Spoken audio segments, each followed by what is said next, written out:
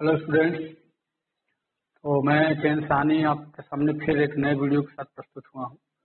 और दोस्तों आज हम लोग पढ़ने वाले हैं अवयवों का गुणन मैथमेटिक्स में। ठीक है, इसके पहले अवयवों में पहला वीडियो जो मैट्रिसेस से रिलेटेड था, एक वीडियो मैं आपको दे चुका हूँ दोस्तों। ये उसका दूसरा वीडियो है, उसके आगे आप कंटिन्यू रहेंगे। तो चलते हैं, हेडिंग मैंने डाला है अवयवों का गुणन यानी कि मल्टीप्लीकेशन ऑफ मैट्रिसेस। दोस्तों सबसे पहले हम ये चेक करते हैं कि दो अवयवों का गुणन होता कैसे है। एक छोटा सा रफ आइडिया मैं बताऊंगा, उसके बाद फिर हम बाकी चीजों को समझेंगे। क्योंकि जब आप मल्टीप्लिकेशन का रूल समझ लोगे ना, तब जब सारी चीजें डेफिनेशन वगैरह समझाएंगे तो क्लियर समझ में आएगा दोस्तों। तो एक्चुअल में एक छोटा सा एग्जाम्पल मैं लूंगा।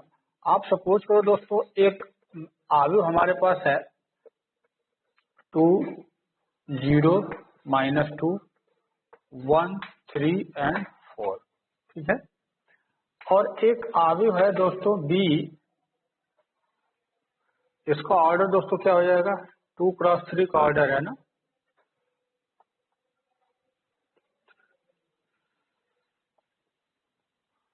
चलिए इसका हम ले लेते हैं 2, -3, 3, 1 और 2, 2। दोस्तों इसका ऑर्डर क्या हो जाएगा? 3/2। अब देखिए यहां से हम लोग ए बी अगर निकालना चाहेंगे तो ए को लिख दिया जाए 2, 0, -2, 1, 3, 4 और इसके बगल में हम लोग ले लेते हैं 2, -3, 3, 1, 2, 2। इसका ऑर्डर 3/2, इसका ऑर्डर 2/3। ये मैंने लिखा दोस्तों अभी। ठीक है, लेकिन अभी भी इसका कॉन्सेप्ट बहुत मजेदार, अभी मैं बाद में बताऊंगा। पहले आप हल्का सा रूल मल्टीप्लिकेशन का समझ लीजिए होता कैसे है। देखो इसका मल्टीप्लिकेशन करने का रूल दोस्तों क्या है कि इसमें जैसे कि ये आपका जो है ये पहला रो है ना, ये पहला रो है और ये इसका पहला कॉलम है। ध्यान देना, पहला पंक्ति है और इसका पहला स्तंभ है। तो जब आप गुणा करना शुरू करोगे तो आप बिल्कुल केयरफुली देखिएगा ध्यान से, क्योंकि ये रूल समझा रहे हैं आपको। तो चलो मल्टीप्लाई का रूल जरा देखो। इस 2 का मल्टीप्लाई इस 2 में करिए तो यहाँ पे लिखना होगा 2 × 2 और इसके बाद फिर प्लस। ठीक है, अब इसका मल्टीप्लाई इसमें करिए तो 0 × 3 फिर प्लस और -2 का मल्टीप्लाई -2 में करिए -2 × 2। ये हो गया। अच्छा दोस्तों, हमने पहले रो का मल्टीप्लाई पहले कॉलम में किया है ना, और इसका करने के बाद फिर प्लस लिखोगे, फिर इसका करने के बाद प्लस, फिर इसका करने, यानी कि पहले रो का मल्टीप्लाई पहले कॉलम में हुआ है। तो ये केवल अभी एक एलिमेंट मिला है केवल, और उसको लिखने का जगह होगा 1 1 प्लेस, क्योंकि पहला रो पहला कॉलम है तो इसको लिखोगे 1 1 प्लेस पर। ठीक है, इसके बाद चलो इसका मल्टीप्लाई सेकंड कॉलम में यानी कि पहले रो का दूसरे कॉलम में करोगे तो इसका एड्रेस 1 2 है, यानी पहला रो दूसरे कॉलम का जगह यहाँ है। तो फिर से मल्टीप्लाई 2 का -3 में करो, 2 × -3, फिर 0 का मल्टीप्लाई 1 में करो प्लस 0 × 1, फिर प्लस -2 का 2 में, -2 का 2 में। हो गया दोस्तों। अभी मैंने पहले रो का मल्टीप्लाई दूसरे पहले कॉलम में, फिर पहले रो का मल्टीप्लाई दूसरे कॉलम में करके जगह कहाँ लिखना ये भी ध्यान रखना। ये वन रो 1 कॉलम तो 1 1 प्लेस हो गया, 1 रो 2 कॉलम तो 1 2 प्लेस हो गया। लेकिन अब देखो दोस्तों फिर से, अब जैसे पहले रो का मल्टीप्लाई इसमें करके लिख दिए, अब दूसरे को वैसे उठा लो। ये दूसरा रो जो है इस 1 का मल्टीप्लाई 2 में करो तो 1 × 2 फिर प्लस, अब 3 का 3 में, इसमें आगे बढ़ोगे इसमें नीचे उतरोगे, इसमें आगे बढ़ोगे और इसमें नीचे उतरोगे, ध्यान देना। तो 1 × 2 फिर 3 × 3 हो जाएगा ना, और फिर 4 × 2 हो गया। अब सेकेंड रो का सेकेंड कॉलम में आओगे तो यहाँ आ जाएगा, यानी 1 × -3 प्लस 3 into 1 फिर प्लस 4 into 2, ये कंप्लीट हो गया। अभी देखते रहोगे, पहले रो का पहले कॉलम में यहाँ लिखोगे, पहले रो का दूसरे कॉलम में आगे बढ़ के यहाँ लिखोगे। अब जब हो जाए फिर दूसरे रो को उठाओ, दूसरे रो को उठाओ तो इसमें मल्टीप्लाई करोगे, दूसरे रो का दूसरे कॉलम में करोगे, यहाँ लिखोगे। यही लाइन दोस्तों सबसे इम्पोर्टेंट है और बहुत ही सीरियसली इसको सॉल्व करोगे, केयरफुली बिल्कुल। एक छोटा सा मिस्टेक भी आपका पूरा क्वेश्चन गलत कर सकता है, इसलिए मैं बार बार बोलूंगा कि इसके लिए बिल्कुल अलर्ट रहिएगा कि कैसे होगा। चलो अब इसको केवल आप सॉल्व कर दो। 2 2 जा 4 होगा, 3 शून्य में ये तो गायब हो जाएगा, ये -4, 2 2 जा 4 -4 और ये +4, तो आंसर कितना है दोस्तों, ये 0 आ जाएगा। ये पूरा आंसर कितना हो गया, 0 हो गया। इसके बाद इसको सॉल्व कर लो, ये तो 0 हो गया, ये -4 है और 3 2 जा 6 -6 है, -4 है, तो कितना आ गया, -10। चलो इसको सॉल्व करो, 2 1 जा 2, 6 3 जा 9, 9 2 11 और 4 2 जा 8, 11 और 8 19। ठीक है, इसको सॉल्व करो, -3 +3, ये तो कैंसिल हो गया, 4 2 जा 8। ये दोस्तों आंसर आ गया। यानी अब आप कह सकते हो कि if a is equal to इतना and b is equal to इतना, then multiplication of ab is given by this. समझ में आ गया। लेकिन अब जरा यहीं पे देख लो एक आवश्यक चीज कि इसका मल्टीप्लाई आप इसमें किए हो तो इसका ऑर्डर कितना आ गया, ये तो 2 by 2 का हो गया ना। यानी कि देखो इसका पहले का जो कॉलम है इसके रो के इक्वल अगर है तो ये इसको हटा दोगे तो 2 into 2, यानी कि आंसर जो आएगा वो 2 by 2 का आ गया। समझ में आ गया। ये तो मल्टीप्लाई करो अभी फिर बताऊंगा, लेकिन मैंने पहले एक छोटा सा एग्जांपल आपके सामने प्रस्तुत किया। अब यहां से इसका कॉन्सेप्ट मैं स्टार्ट कर रहा हूं, इसको आप एक बार अच्छे से समझ लीजिएगा दोबारा।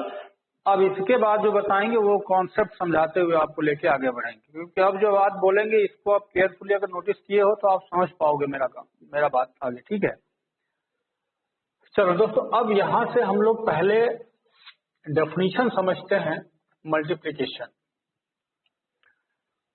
सबसे पहला काम कि अवयवों का गुणन से रिलेटेड कुछ दोस्तों कंडीशन है कि सपोज करो कि ए और बी कोई दो अवयव हैं। ठीक है, हम इसको ऐसे कंसीडर कर लेते हैं, A is equal to A I J M cross P और B is equal to B J K P cross N.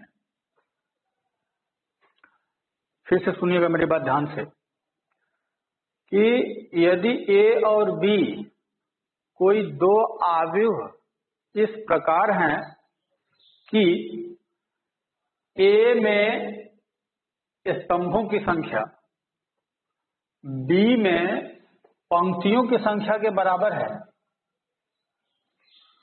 तो ए में बी का गुणा संभव है। पहले तो पॉसिबिलिटी देखिए, हमेशा दो अवयवों का गुणनफल हमेशा संभव नहीं होता है। उसके लिए पहले कंडीशन आप चेक करो कि ए और बी कोई दो ऐसे अवयव हैं कि ए में स्तंभों की संख्या बी के पंक्तियों की संख्या के बराबर है, तो ए और बी का गुणा संभव, यानी कि ये भी पॉसिबल है।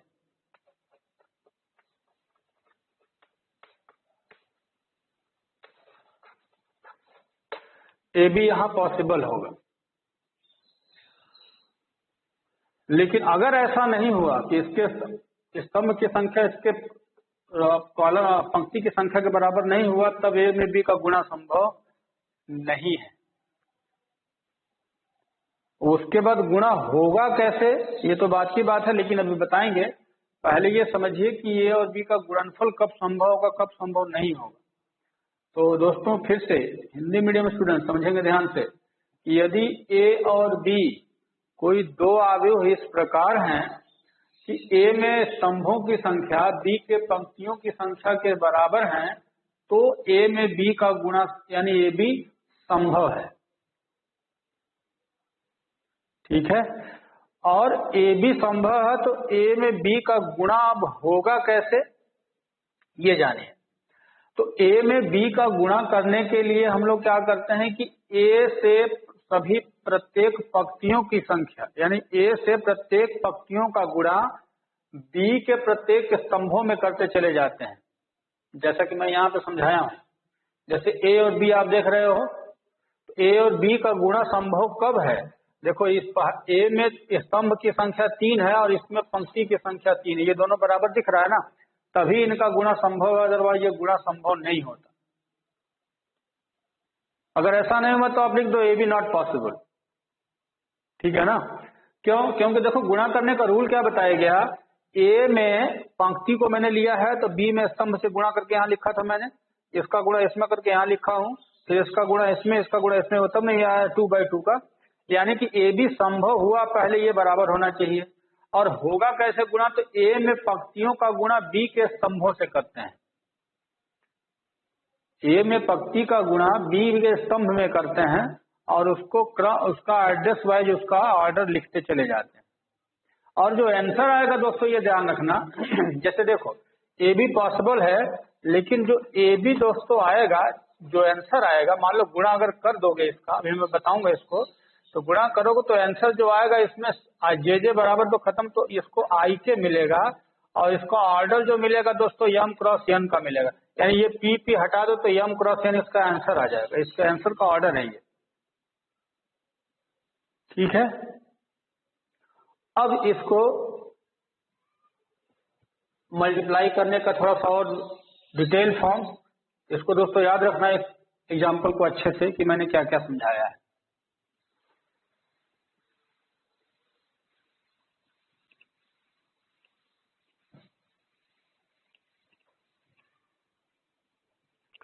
चलो आपके सामने ये मैंने बताया दोस्तों, ए जो है ए I J M cross N है, बी की value B J K P cross N है, ठीक है। तो इसका मीनिंग जरा एक्सप्लेनेशन समझो आप। ए का मतलब ये समझा जाएगा, अगर ए I J M cross P है तो उसका सेंस आपको ये लेना चाहिए, इसको लिखना पड़ेगा A11, A12, A13 up to A1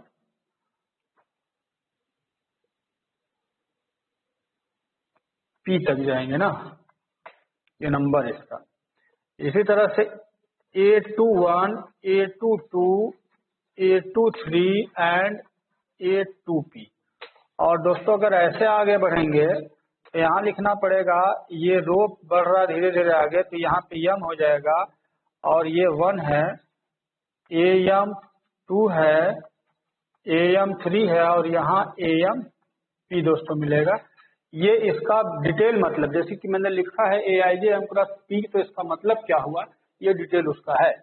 और दोस्तों अब इसी तरह से अगर B को आप लिखोगे, मान लो इसको BJK मैंने लिखा है दोस्तों, तो इसका P क्रॉस एन अगर लिखा गया तो इसका सेंस क्या होगा, देखो अब यहाँ पे B11, B12, B13 up to यहाँ पे B1 और एन होगा ये दोस्तों। इसी तरह से ये B21, B22, B23 एंड ये B2n है। और ऐसे दोस्तों अगर नीचे तक चलते चले जाएंगे तो ये आ जाएगा BP1, BP2, BP3 और ये BPn, समझ गए। ये A हुआ और ये B हुआ, और इसका ऑर्डर क्या है दोस्तों, M क्रॉस P है और इसका ऑर्डर P क्रॉस n है। ये देखो दोनों बराबर हुआ ना, PP। और तब कहोगे कि AB का गुणा पॉसिबल है, और AB का गुणा पॉसिबल है, इट मीन्स कि इसको हम लिखेंगे AIJ M क्रॉस P और यहाँ BJK P क्रॉस n। और लिखना कैसे है दोस्तों, इसके ऊपर मैं समझा चुका हूँ वीडियो में, बस यहाँ पे थोड़ा सा हिंट देंगे आपको। जैसे देखो जैसे मान लो इसका मल्टीप्लाई आप करना शुरू करोगे तो पहले किस में करोगे, इसमें करोगे ना, इसमें करके आपको यहाँ लिखना है। इसी तरह से इसका मल्टीप्लाई इसमें करोगे तो यहाँ लिखोगे, फिर इसका इसमें करोगे यहाँ लिखोगे, ऐसे ही लिखते चले जाओगे। इसी तरह से दूसरे रो को आपको उठाना है, फिर ये ऐसे ऐसे करते करते लिखते चले जाना है। समझ में आ गया? तो इस तरह से जब आप करोगे तो जो आंसर आएगा दोस्तों ए बी का, वो मैं लिखने जा रहा हूँ मल्टीप्लाई। इसके ऊपर वाले वीडियो को ध्यान से देखिए, मैं समझाया हूँ कैसे क्या करना है।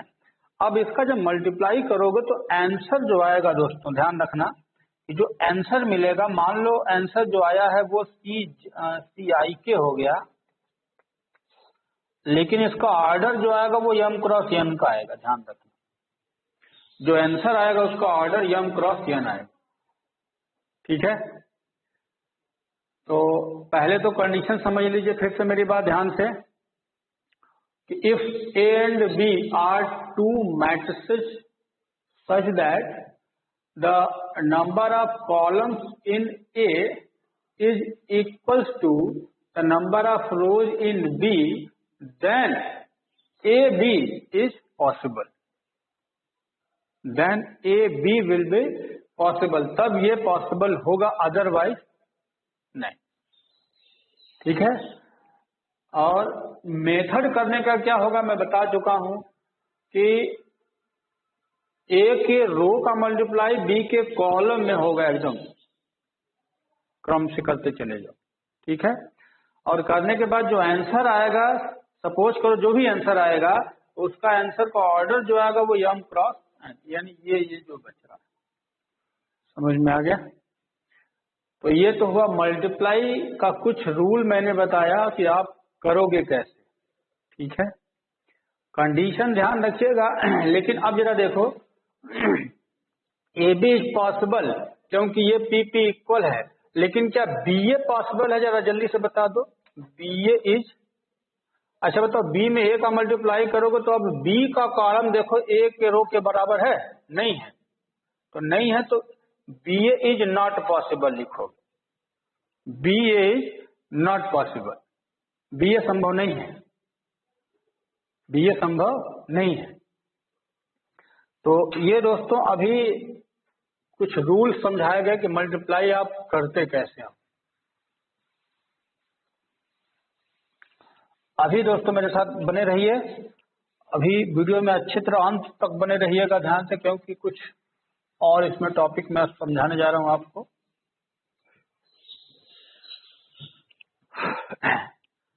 चलो, ये तो मल्टीप्लाई का रूल। अब एक और एग्जांपल अगर मैं आपको बता दूं दोस्तों कि ये मल्टीप्लाई करोगे कैसे, इसके बाद कुछ इसकी और प्रॉपर्टीज हैं जो मैं बताऊंगा आपको। चलो, सपोज करो कि ए की वैल्यू यहां मैं ले रहा हूं दोस्तों 3 2 1 4 5 -2 एंड 1 2 1। ठीक है, और बी की वैल्यू मैं ले रहा हूं दोस्तों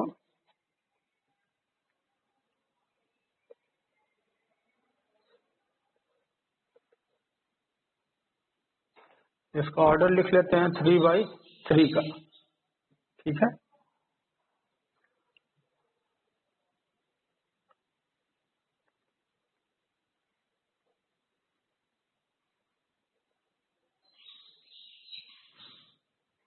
चलो 4 5 1 -2 2 1, इसका ऑर्डर हो गया दोस्तों 3/2 का ना। 1 2 3 पंक्ति है और 2 स्तंभ है, 3/2 का। तो अब आपसे पूछा जाए अगर ए बी की वैल्यू निकालिए, आपसे पूछा गया ए बी निकालिए, फिर पूछा गया क्वेश्चन कि बी ए निकालिए। ये क्या होगा, कुछ क्वेश्चन में ए बी निकालना है, बी ए निकालना है, और एक वैल्यू आपसे पूछा गया, ये क्वेश्चन नंबर 1 मान लीजिए, ये इसी में क्वेश्चन नंबर 2 मान लीजिए, ये इसी में 3 मान लेते हैं। जैसे कि ए आई या a²i -2a + 3i, इसका आंसर पूछा गया दोस्तों। अब इतने क्वेश्चन को ध्यान से देखिएगा, मैं आपको एग्जांपल से हेल्प कर रहा हूं, क्वेश्चन आप लगाओगे कैसे। इस एक क्वेश्चन में सारे एग्जांपल्स आपको मिल जाएंगे, हर टाइप के मिल जाएंगे दोस्तों। अब जरा देखो जल्दी जल्दी, पहले ए बी निकाल लेते हैं। पहले तो फर्स्ट का ए बी पहले चेक करो पॉसिबल है तो ए में ये 3 इसका कॉलम है, इसका रो इक्वल है ना दोस्तों, तो ए बी पॉसिबल है, इसका मतलब ए बी निकाल सकते हो। तो ए बी निकालने के लिए क्या क्या करोगे, 3 2 1 4 5 -2 1 2 1, और दोस्तों यहीं पे इसका बी भी लिखिए 4 5 1 -2 2 1। जल्दी से देख लो, फिर से देखो लिखने का तरीका क्या होगा, इसके पहले रो को उठाना है और मल्टीप्लाई पहले कॉलम में कर देना। ध्यान से देखो, ये 3 4 जा 12, 2 1 जा 2 और 1 2 जा 2, हो गया ना। 3 चौका 12, 2 1 कम 2, 1 दूना 2, ठीक है। इसका मल्टीप्लाई हो गया, एक ही जगह लिखना है 1 2 प्लेस पे, 1 1 प्लेस पे। अब ये पहले रो का दूसरे कॉलम में करोगे तो आगे बढ़ोगे आप। देखो 3 5 जा 15, और 2 में ऋण 2 का गुणा करोगे तो ऋण 4 आ जाएगा, और 1 1 कम 1, हो गया। पहले रो का गुणा इसमें दोनों में होगा, बस छोड़ दो। अब दूसरे रो को उठा लो, इसको इस वाले को उठाओ, लेकिन इसको उठा के ऐसे करना, ध्यान रखना, इसमें आगे बढ़ोगे इसमें नीचे उतरोगे।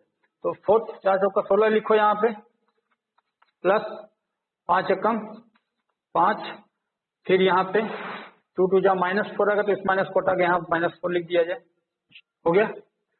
अब इसका मल्टीप्लाई इसमें करो, कितना आ जाएगा, 4 5 जा 20, और ये -5 2 जा 10, और ये -2 2 1 जा 2, ठीक है, हो गया। देखो दूसरे रो का भी पता चला गया मल्टीप्लाई ना। अब देखो तीसरे रो को ले लो दोस्तों, 1 4 जा 4, और ये 2 1 जा 2, और 1 2 जा 2, इसका मल्टीप्लाई इसमें हो गया। अब इसका मल्टीप्लाई इसमें करो, 5 1 जा 5, -4 + 1, ये हो गया मल्टीप्लाई, देख रहे हो इसका। अब इसको जैसे ही आप सॉल्व कर लोगे, बस मैं फिर बोल रहा हूँ, इस लाइन पे बिल्कुल अलर्ट रहोगे। जरा सा भी कंसंट्रेशन भंग हुआ, पता चला इसमें ऐसे चलना, इसमें ऐसे चलना, इसमें ऐसे चल रहे, उसमें भी ऐसे ही बढ़ जाते हैं लोग। एक छोटा सा मिस्टेक पूरे मेहनत को आपको बर्बाद कर देगा। इसलिए मैं बार बार रिक्वेस्ट कर रहा हूँ कि बहुत ही केयरफुली आपको नोटिस करना है जब भी आप इसको सॉल्व करोगे, क्योंकि कभी कभी बोर्ड पे सॉल्व करते करते हम लोग की भी गलती हो जाती है, बहुत इससे कॉन्शियस रहना पड़ता है। चलिए नेक्स्ट जल्दी करिए, कितना हो गया, 2 2 4 2 6 16 आ गया दोस्तों ये, और ये 18 आ जाएगा, नहीं सॉरी 12 आ जाएगा ना, 16 में से 4 12, ठीक है। इसको दोस्तों 16 में 0 12 5 16, हाँ नहीं 5 में 4 गया 1 17 आ जाएगा ना, ये 16 5 में 4 गया 1 16 1 17, ठीक है। इसको दोस्तों 10 2 12 8 आ जाएगा। अब इसको ऐसे नीचे उतारना है, 2 2 4 4 8 आ जाएगा, और ये 5 में 4 गया 1 1 2 आ जाएगा दोस्तों। तो ये आपका आंसर है। इसका ऑर्डर देखो क्या है, 1 2 3 रो है, और कॉलम कितना है 2, 3/2, आंसर आ गया ना, ये हो गया ना, बी ए। चलो ए भी आ गया, समझ में आ गया होगा दोस्तों संभवतः। चलो अब ए बी निकालने के बाद दूसरा क्वेश्चन पूछा गया बी ए। तो बी ए के लिए दोस्तों आप समझ लो बहुत जल्दी से कि अगर यहाँ पे बी ए निकालना है तो लिखोगे बी ए संभव नहीं है।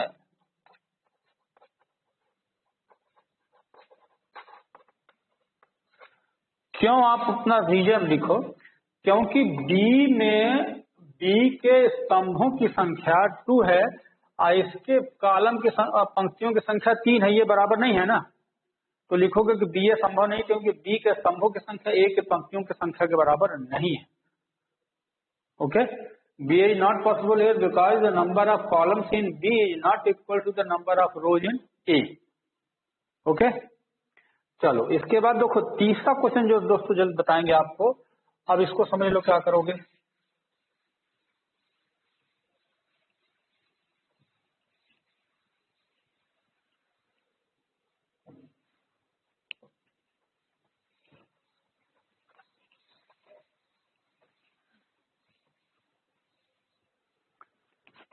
हाँ, थर्ड क्वेश्चन में देखो क्या करोगे। ए स्क्वायर आई है ना, इसका मतलब ये तय है कि आपको ए स्क्वायर निकालना पड़ेगा। तो अगर ए स्क्वायर निकालोगे तो ए की वैल्यू अगर इतनी है तो देखो ए स्क्वायर अगर आप निकालोगे दोस्तों तो ये तो तय है कि ए इंटू ए करना पड़ेगा आपको, ए इंटू ए। और ये थ्री कभी भी ध्यान रखना चाहिए, अगर एक कोई मैट्रिक्स है तो उसका स्क्वायर क्यूब ये निकाला जा सकता है, क्योंकि ये 3/3 का है तो वो भी 3/3 का आएगा तो इक्वल ऑटोमेटिक हो जाएगा। तो इसलिए अब देखो इसका मल्टीप्लाई करने के लिए लिखना पड़ेगा आपको तब ना। यहाँ पे जल्दी से उतारो 3 2 1 4 5 -2 1 2 1, इसी में डबल उसको उतारो, हो गया मल्टीप्लाई। चलो करते हैं जल्दी से, देखो 3 3 का 9 यहाँ लिखोगे, फिर 2 चौका 8, 1 1 कम 1 हो गया इसका। इसका इसमें जाओ 3 दूना 6, 2 5 10, 1 दूना 2, फिर इसमें जाओ 3 1 जा 3 -4 +1, पहले का भी हुआ है। अब ऐसे दूसरे को करते चले जाओ 12 20 -2, इसका इसमें हो गया। फिर इसका इसमें करो 8 25 -4 हो गया। अब इसका इसमें करो 4 एकम 4 -10 -2, ठीक है। अब इसका इसमें करो 3 8 1, फिर इसका इसमें करो 2 10 2, ठीक है। लास्ट करो 1 -4 +1, ये हो गया दोस्तों, ठीक है। बस सॉल्व कर जाओ तो 18 आ गया, ये भी 18 आ रहा है।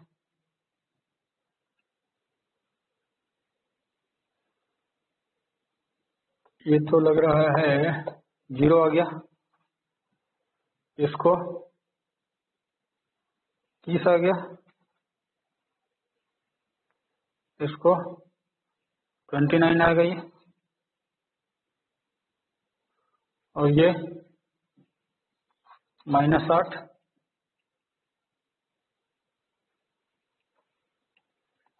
प्लस दोस्तों 12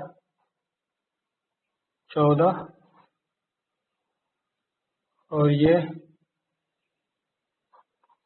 -2, ऑर्डर दोस्तों आ गया 3/3 का। तो ये तो अभी हुआ ए स्क्वायर, ठीक है। अभी हमारे पास ए स्क्वायर की वैल्यू आई है, ठीक। लेकिन अभी इनको इसमें आई का मल्टीप्लाई करना है दोस्तों, तो ये आप सुरक्षित रखिए कहीं अपना। अब हमको इसमें आई का मल्टीप्लाई करना है, तो इधर देख लीजिए ए स्क्वायर आई का मतलब क्या होगा। ए स्क्वायर तो यही हो जाएगा, यानी 18 30 12 18 29 14 0 -8 -2। और आई का मतलब यहाँ पे समझ लीजिए, मल्टीप्लाई तो आप कर लोगे, बस आई का मतलब जान लो। आई पे कुछ नहीं लिखा है तो समझ जाना कि अगर मल्टीप्लाई करना है तो ये इसका ऑर्डर 3/3 है ना, तो आई का ऑर्डर भी यहाँ 3/3 ही लेना होगा आपको। भले यहाँ दे चाहे ना तो, लेकिन समझ जाइए कि मल्टीप्लाई हो रहा तो आई जो है 3/3 का होगा। 3/3 का आइडेंटिटी मतलब इकाई तत्व या तत्समक आव्यूह क्या होगा दोस्तों, 1 0 0 0 1 0 0 0 1, ये। और अब हम करेंगे इसका मल्टीप्लाई, बाकी चीजों को हटा लेते हैं दोस्तों।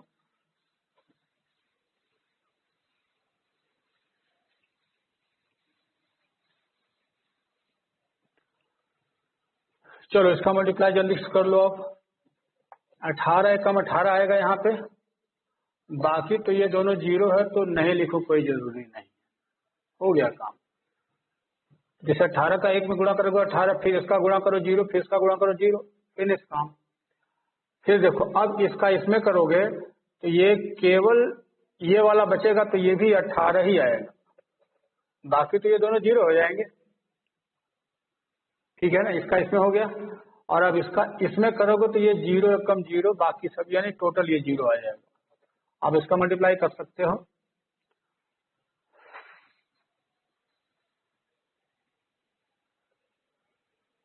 इसका इसमें हुआ तो पहला बचेगा, इसका इसमें हुआ तो ये दूसरा के कारण बचेगा, बाकी ठीक है। चलो अब इसी तरह से दूसरे का करो, इसका इसमें करोगे तो पहला ही केवल बचेगा दोस्तों, बाकी इसका 0 इसका 0 हो गया। इसका इसमें करोगे तो पहला 0 आएगा, दूसरा 29 आएगा, बाकी ये 0 हो गया। हो गया, इसका गुणा इसमें करो दोस्तों, ये पहला 0 दूसरा 0 -8 आ जाएगा, हो गया। ठीक, अब इसका इसमें करोगे तो 12 केवल बचेगा, बाकी फिनिश। इसका इसमें करोगे तो केवल 14 बचेगा, बाकी फिनिश। इसका इसमें करोगे तो -2 बचेगा, बाकी फिनिश, हो गया। तो ये a² हो गया, ये 3/3 का ही है दोस्तों। मिस्टेक थोड़ा गलती अगर होगा चेक करिएगा, इसको मल्टीप्लाई का मेथड आप फॉलो करिएगा। चलिए ठीक है। अभी देखिए बच्चा, अब इसमें 2a आपको a² आपने पहला स्टेप निकाला, अब 2a निकालो। तो अच्छा ये बताओ कि a आपके पास अगर इतना है तो 2a का मतलब 2 × 3 2 1 4 5 -2 1 2 1 हो गया। तो 2 को अंदर लेके जाओ, क्या करोगे, 2 को अंदर घुसाओगे। मैंने आपको बताया है कि किसी राशि का अंदर गुणा करने के लिए क्या करना चाहिए, सब में गुणा करना होगा, आप सब में मल्टीप्लाई चाहिए। तो ये जल्दी ये सबको दुगुना करते चले जाओ, 6 4 2 8 10 -4 2 4 2 हो गया। ये 2a की वैल्यू हो गई, इसको भी आप रख लीजिए। a² यहाँ है, 2a यहाँ है, और 3i। चलो 3i क्या लिखोगे, 3i का मतलब दोस्तों क्या होगा, 3i का मतलब वही 3/3 का है ना यहाँ से। तो ये 1 0 0 0 1 0 0 0 1, तो ये आंसर दोस्तों क्या आ जाएगा, 3 0 0 0 3 0 0 0 3, हो गया 3i। अब दोस्तों आपको ये करना है, ये हुआ पहला, ये हुआ दूसरा, और ये हुआ तीसरा। अब आपको इतना निकालने के लिए बोला है ना, बस इसमें भर दीजिए, भर के सॉल्व करना होगा आपको। तो क्या करोगे आप, तो यहाँ पर लिखो एडिंग 1 2 and 3, इन तीनों को ऐड कर लो। ये दूसरा है और ये तीसरा इक्वेशन, इन तीनों को ऐड करोगे तो एलएचएस में क्या मिलेगा, यहाँ से a² i -2a और ये 3i ना। लेकिन ध्यान रखना ये -2a है दोस्तों। एक काम कर लेते हैं कि अगर -2a होगा तो यहाँ -2 कर दो, -2 का मल्टीप्लाई करोगे तो जितना प्लस है वो माइनस हो जाएगा, जो प्लस है माइनस रह जाएगा। -2 का मल्टीप्लाई कर दो, सब में इतना ही आएगा ये। तब हम लिखेंगे ना एडिंग, ऐड करने का मतलब कि चिन्ह सहित आपको जोड़ देना है। तो एलएचएस तो मिल गया दोस्तों, लेकिन आरएचएस सब चल रहे हैं, जरा ध्यान से देखना। अब आपको मैंने क्या कहा था, सबको ऐड करने के लिए, यानी कि 1 2 और ये तीनों को जोड़ना है। जोड़ने का तरीका जरा पीछे का याद करो, संगत अवयवों को ही जोड़ा जा सकता है। जोड़ने का भी नियम है कि सबका ऑर्डर समान होना चाहिए, तभी जोड़ा जा सकता है। ये भी 3/3 का है, ये भी 3/3 का है, और ये भी 3/3 का, तो जोड़ा जा सकता है ना, योग संभव है। लेकिन योग का तरीका जरा चेक करो जल्दी से, क्या लिखोगे, पहले में सब पहला जोड़ो। जैसे कि 18 है, यहाँ पे 18 में क्या जोड़ोगे, -6, और यहाँ क्या है 3, तो यहाँ 18 -6 + 3, पहला का पहले में जोड़ देना है। दूसरा 18 है यहाँ पे, इसका दूसरा क्या है -4, 18 -4 और इसका 0, फिर तीसरा यहाँ का 0 है, इसका -2 है और यहाँ 0 है। अब ये पहली लाइन हुई है दोस्तों, पहले लाइन में सबका पहला लाइन जोड़ दिया गया। अब दूसरे लाइन में दूसरे लाइन को जोड़ो, 30 ऋण 8, 30 ऋण 8, फिर 29 सॉरी 30 ऋण 8 और ये 0 हो गया। अभी इसके बाद 2 वाला जगह, ये 2 है तो 2 में ये 2 जोड़ोगे तो 29 ऋण 10 आएगा और इसका 2 3 है दोस्तों, +3 कर दो। इसके बाद ये 2 3 वाला एलिमेंट है, 2 3 में यहाँ 4 जोड़ते, ऋण 8 धन 4 और दोस्तों यहाँ फिर 0 हो गया। दूसरा लाइन भी हो गया। तीसरे रो को चलते हैं, ये 3 1 प्लेस है तो 12 में ऋण 2, 12 ऋण 2 धन 0, 14 ऋण 4 धन 0, ऋण 2 धन 3, ऋण 2 धन 3। दोस्तों ये हो गया, क्योंकि बहुत ही ये सवाल थोड़ा लंबा होता है और ये आपकी परीक्षा भी एक प्रकार से होती है कि कितना आप अपने माइंड को कंसंट्रेट रखो। जरा सा भी एक मिस्टेक भारी पड़ेगा आपको, बस इसको आप हल कर लीजिए, ये आंसर दे देगा दोस्तों। यहाँ पे आप जो भी आएगा आंसर, आप बस इसको जोड़ लो, सब जोड़ जोड़ कर लिख दोगे, आंसर आपको मिल जाएगा। तो ये एक क्वेश्चन मैंने आपको डिटेल समझा दिया क्या क्या करना है, ठीक है दोस्तों। तो अब दोस्तों चलो जल्दी से चलते हैं हम लोग प्रॉपर्टीज ऑफ एडिशन, मतलब कि योग की जो कुछ प्रक्रियाएं होती हैं वो जानना हमें जल्दी से जरूरी होगा।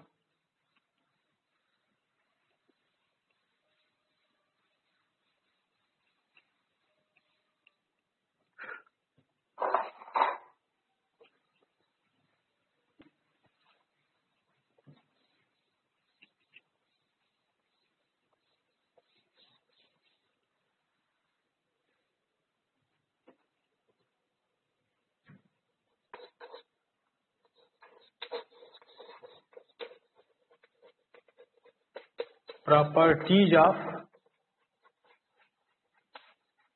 मल्टीप्लिकेशन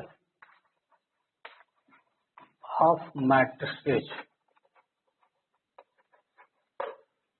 यानी कि आव्यूहों के गुणन की संक्रियाएं, आव्यूहों के गुणन की कुछ संक्रियाएं हैं, प्रॉपर्टीज है। सबसे पहले प्रॉपर्टी नंबर 1, प्रॉपर्टी 1 दोस्तों सबसे इम्पोर्टेंट, आप ध्यान रखिएगा कि क्रम विनिमय,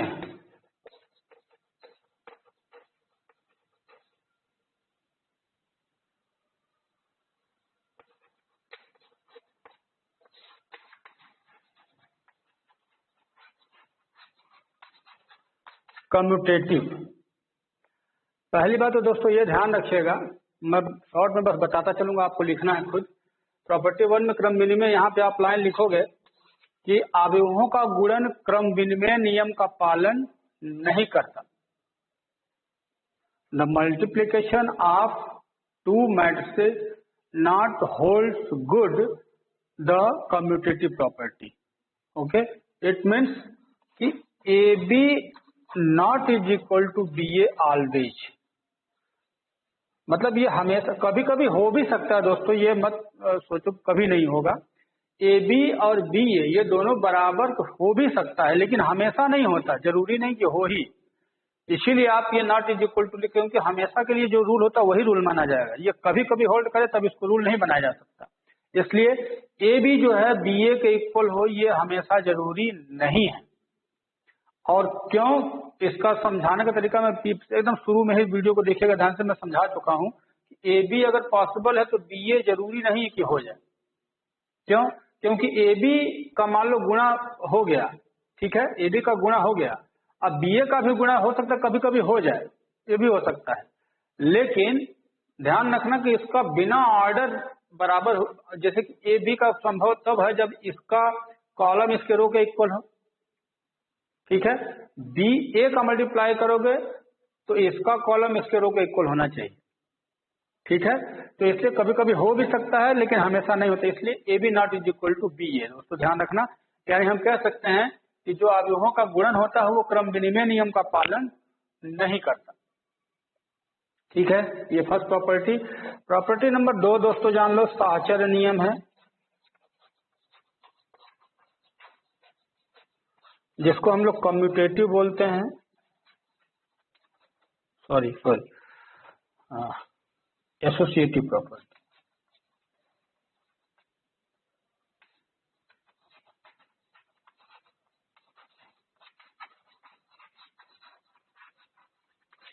एसोसिएटिव प्रॉपर्टी में इसमें ये बताया गया दोस्तों, जैसे कि ए बी सी बराबर ए बी इंटू सी, ये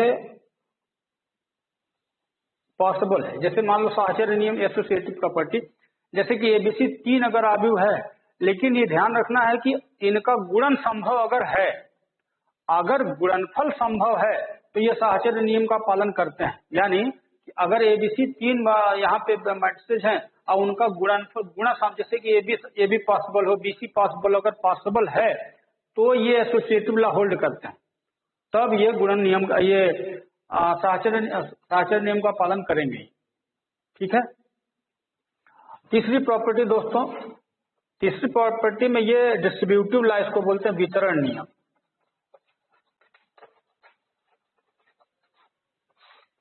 इसको डिस्ट्रीब्यूटिव लॉ बोलते हैं, डिस्ट्रीब्यूटिव लॉ। डिस्ट्रीब्यूटिव लॉ में क्या है दोस्तों कि इसमें ये योग पर होल्ड करते, जैसे कि ए इंटू बी प्लस सी अगर है तो हम ए बी प्लस ए सी लिख सकते हैं, इट इज करेक्ट। लेकिन फिर वही बात कि गुणनफल संभव होना चाहिए। अगर ए का बी से और ए का सी से गुणन संभव है तो ये वितरण नियम का भी पालन करते हैं, यानी कि ए इंटू बी प्लस सी को हम ए बी प्लस ए सी लिख सकते हैं। ठीक है दोस्तों, इसके बाद चौथी प्रॉपर्टी है निरसन नियम, दोस्तों कहते हैं इसको, जिसको कैंसिलेशन लॉ।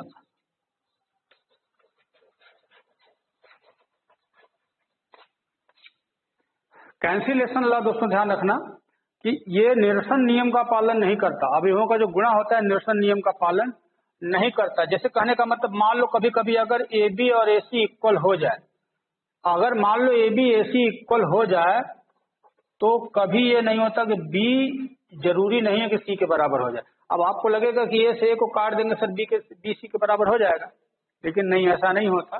कभी भी ध्यान रखना, कोई भी आप अपने से एग्जाम्पल लेकर के इसको टेस्ट कर सकते हो कि अगर ए बी, ठीक है, आप ए बी सी 3 मैट्रिक्स ले लो और तीनों का ए बी गुणा करके रखो, ए सी गुणा करके रखो, तो गुणा करोगे तो बराबर तो आ जाएगा, लेकिन बी और सी बराबर नहीं है।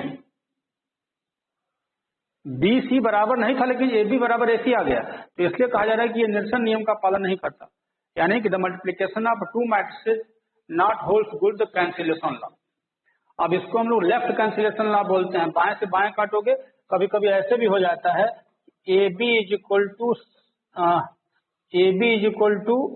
सी बी, तो अब आप ये दाएं से दाएं बी को बी काटोगे तो ए नॉट इज इक्वल टू सी, यानी कि ये नहीं काट सकते आप। ए बी बराबर ए सी है तो ए को सी से काट नहीं सकते आप, यानी कि इसलिए कह रहा है कि ये निरसन नियम या कैंसिलेशन लॉ का पालन नहीं करता। बात समझ गए अच्छे से? तो दोस्तों ये पूरा अवयवों के गुणन की पूरी प्रक्रिया थी दोस्तों, और अवयवों के गुणन की इस प्रक्रिया को अच्छे से आप फॉलो करते हुए दोस्तों आगे अपने एग्जाम्पल में बढ़िएगा। एग्जाम्पल में कुछ देखिएगा, ज्यादा से ज्यादा पहले एग्जाम्पल टेस्ट करो, एग्जाम्पल चेक करो, उसके बाद एक्सरसाइज में जाओ। इसके बाद एक्सरसाइज के कुछ पिक आपको भेजेंगे, और अगले वीडियो में दोस्तों इसके कुछ अच्छे क्वेश्चन को भी मैं लूंगा, आपको वीडियो दूंगा। ठीक है दोस्तों, तब तक के लिए अपना वीडियो आप अच्छे से चेक करते रहिए, देखते रहिए, और फिर मिलेंगे हम नेक्स्ट वीडियो में। Okay, thank you.